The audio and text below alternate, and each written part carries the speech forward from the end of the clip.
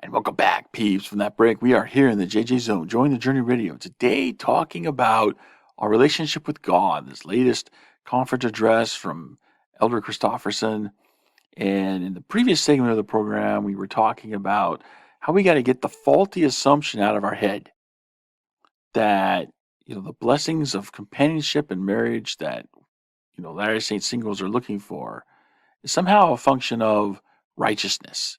It's somehow a function of keeping the standards.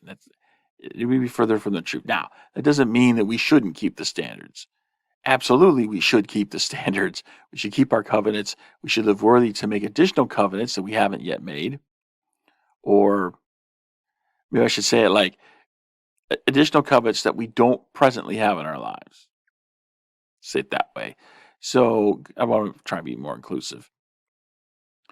We want to do what is right. Okay, I'm not saying we shouldn't. Okay, at the same time, we need to make sure that we're connecting things that should be connected. And oftentimes, we go through a lot of negative emotion because we're connecting things that really aren't connected. It shouldn't be connected. And so we're thinking the one leads to the other when the actuality is not so. There wouldn't be a problem, right? There wouldn't be a problem with a growing singles population if all you had to do was just keep the standards. I mean, if all you had to do was keep the standards, I think a lot of us would be more prone to not be single. It would be the issue. That wouldn't be the issue, but that's not the way this works. It's not the way it works at all. There's this idea out there, and it seems to be coming from the leadership of the church here in the last few years that when it comes to dating and marriage, a lot of this stuff is largely out of our control, and therefore we should just leave the timing of how things happen to God. And I just don't agree with that completely. I mean, yes, I agree that God's will plays a hand in it.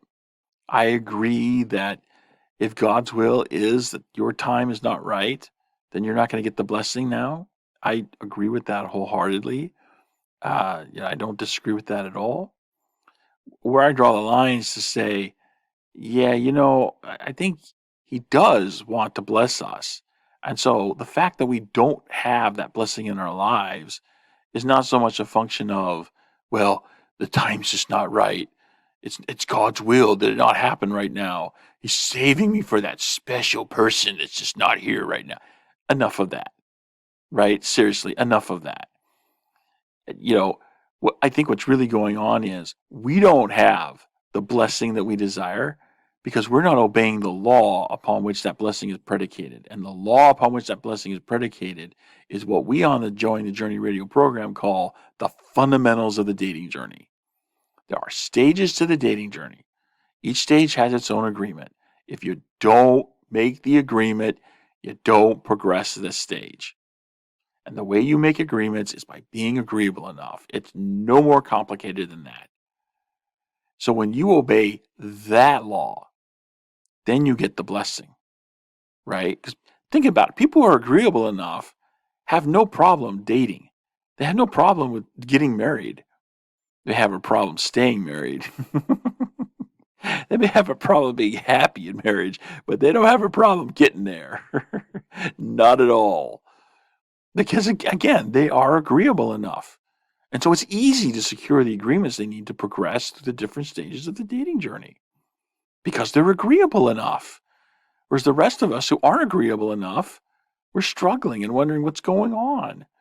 What's going on? I've just been righteous. I'm trying to do the right thing, and I'm keeping the standards. I don't understand why I keep the standards, and I'm not me. This is why, right? You think that the blessing you want is predicated on that law, when in actuality, it's predicated on a completely different law. Nothing to do with keeping the standards. That's why, in the previous segment, I was telling you about how I was sitting there in my car in the Institute parking lot watching some of my friends go into the Institute building and thinking, gee, those guys skipped out on the last temple trip. How come, they don't seem to be as righteous as I am, and yet they're getting married? How is that? Well, I'll tell you how that is, because they were actually obeying the law upon which that blessing was predicated. And the law is the fundamentals of the dating journey. They became agreeable enough. Really no more complicated than that, peeps. So, the time's running out here. I want to get into this, quote from Elder Christofferson, because on the surface, he seems to be saying something that is right along the lines of what church leaders have been saying in recent years. But when you really dig into it, you find that not necessarily so. So here we go. I could just let him say it, but I'm going to read it just to kind of keep things moving here. So here we go. He said, quote, "It is essential that we honor and obey his laws." Talking about God and God keeping his promises to give desired blessings. But not every blessing predicated on obedience to law is shaped, designed, and timed according to our expectations. We do our best, but must leave to him the management of blessings, both temporal and spiritual. So on the surface here, it seems like what he's saying is, hey, you're looking to get married, then it's largely out of your hands. You just do your best and wait for God to fill in the rest. Well, I had a problem with that attitude. I had a big problem with that attitude. But when you actually go in and dice up what he said, like, look at it word by word and just take it piecemeal, then, what he's actually saying is something that I do agree with. First part is essential that we honor and obey his laws. Don't think there's any disagreement there. But not every blessing predicated on obedience to law is shaped, designed, and timed according to our expectations. I actually do agree with that. Okay. At first, it seems to, on the surface, it seems to be that he's saying that, those who want the blessing of marriage, well, you can't have any expectations about what that is because it's not the way the universe is designed.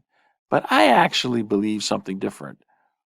When you make yourself agreeable enough to that person that you want to get with, then you can get the agreement to advance to whatever stage you want to in the dating journey. Not every blessing predicated on obedience to law.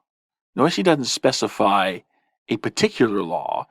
He just talks about law in general. Obedience to law. So the assumption implicit here is the law upon which the blessing is predicated, right? So all we learn in D&C 130 is that, we obey the law, the blessing comes. But there's no stipulation about when or how.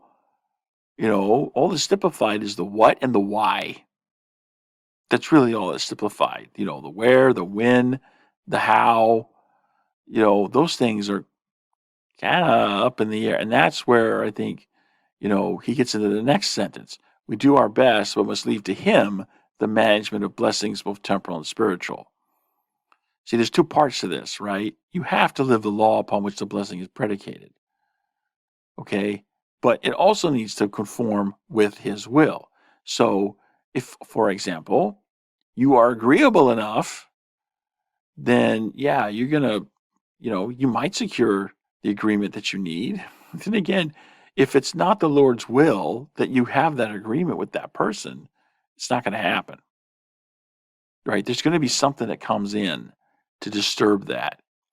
Maybe it's somebody who's more agreeable comes in and, that person that you were going to make the agreement with decides, I think this other person's more agreeable. I'm going to make this, I'm going to take this person and make the agreement with that person.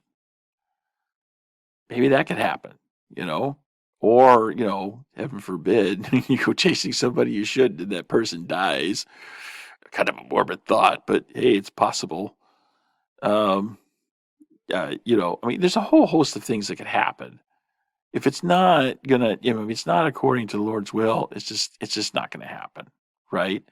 But one thing is for certain, okay? If it's not happening, we shouldn't just jump and say, well, that must mean it's not his will.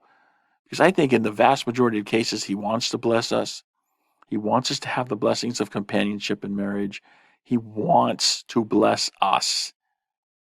Okay, and not at some future time. He wants us to enjoy those blessings now. For most of us, I believe that's true. He wants us to enjoy those blessings now. The reason why we don't have it is not because of some timing issue or, it's not conforming to his will. The reason why we don't have the blessing that we want to have is because we're not doing the work. We're not doing the work on ourselves to become more agreeable. We're not following the fundamentals of the dating journey. And it's that failure to practice fundamentals that is basically impeding us and holding us back from enjoying the blessings that God wants us to enjoy right here, right now. I believe that's true for like 95+% of us, maybe 97%, 99%. A very small percentage of people for whom I could believe that wouldn't be true. And again, that would be some sort of timing issue or it's just not right. For the rest of us, hey, you don't have the blessing you want because you're not obeying the law upon which it's predicated. So, you just kind of have to sit back there and just ask yourself, you're not getting the blessing you want, and ask yourself, what really is the law upon which that blessing is predicated? Because if you're living that law, you should have the blessing. Coming to a break. Let's go and take that break. And wow, time is flying here. Don't have a lot of time left. We come back to the program after the break. I final thought to wrap up the program with, it's going to be a doozy. So I'll see you there on the other side.